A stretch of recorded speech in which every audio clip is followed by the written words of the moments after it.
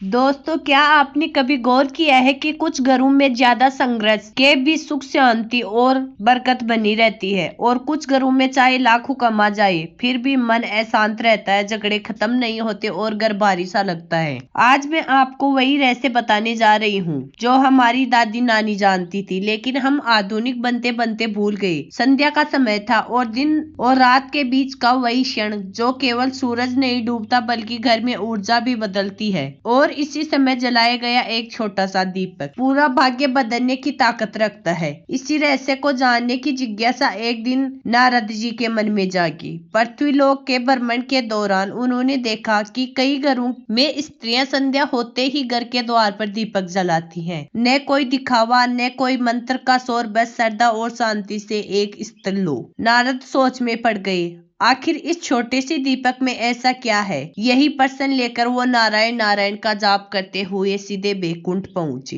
दिव्य प्रकाश से भरे उस लोक में भगवान विष्णु शेषनाग पर विराजमान थे और माता लक्ष्मी उनके चन्नू की सेवा कर रही थी। नारद को देखते ही भगवान विष्णु मुस्कुराए। नारद, तुम्हारी आंखों में आज कुछ विशेष जिज्ञासा दिखाई दे रही है। नारद ने प्रणाम कर पूछा, हे प्रभु, पृथ्वी लोक में स्त्रियां संध्या के समय द्वार पर दीप क्यों जलाती है? क्या यह केवल परंपरा है या इसके पीछे कोई गहरा रहस्य छिपा है? माता लक्ष्मी मंद मुस्कान के साथ बोली, नारद, संध्या का दीप सिर्फ रोशनी नहीं होती, वह मेरे आगमन का संकेत होता है। यह सुनकर नारद सो गई। माता ने कहा, जब कोई स्त्री श्रद्धा से संध्या के समय दीप जलाती है तो उस दीप की लौ में 3 शक्तियां जागृत होती है, रक्षा, सौभाग्य और कृपा। इसके बाद माता लक्ष्मी ने एक कथा सुनाना शुरू कर दी। बहुत समय पहले धवलपुर नाम का एक नगर था। कभी यह नगर धन दाने से भरा था, पर धीरे धीरे कहल, दरिद्रता और अशांति ने पूरा नगर घेर लिया। इसी नगर में देवराज नाम का एक व्यक्ति रहता था। कभी उसका व्यापार फलता फूलता था, लेकिन अब कर्ज बढ़ता जा रहा था। घर में रोज झगड़े,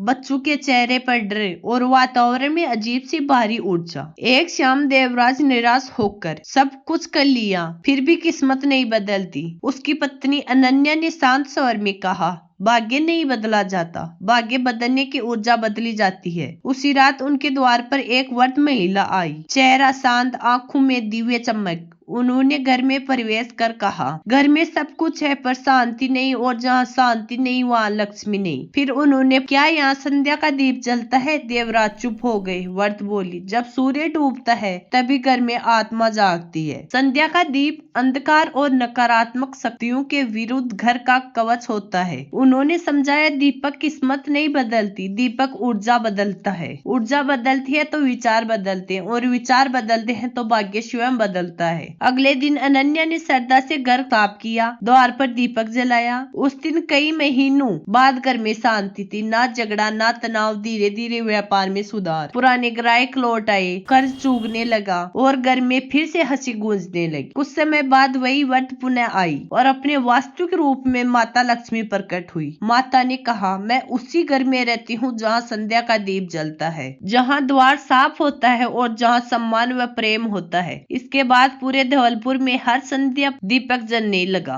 और नगर पहले से अधिक समृद्ध हो गया। माता लक्ष्मी ने अंत में कहा, संध्या का दीप मुझे बुलाना नहीं, मेरा स्वागत करना है दोस्तों। इसलिए याद रखिए, जहाँ संध्या का दीप जलता है वहीं अंधकार टिक नहीं सकता। ऐसी ही कहानी सुनने के लिए मेरे चैनल को लाइक व सब्सक्राइब करें और कमेंट बॉक्स में बताएं कि आपको अगली कहानी कौन सी चाहिए।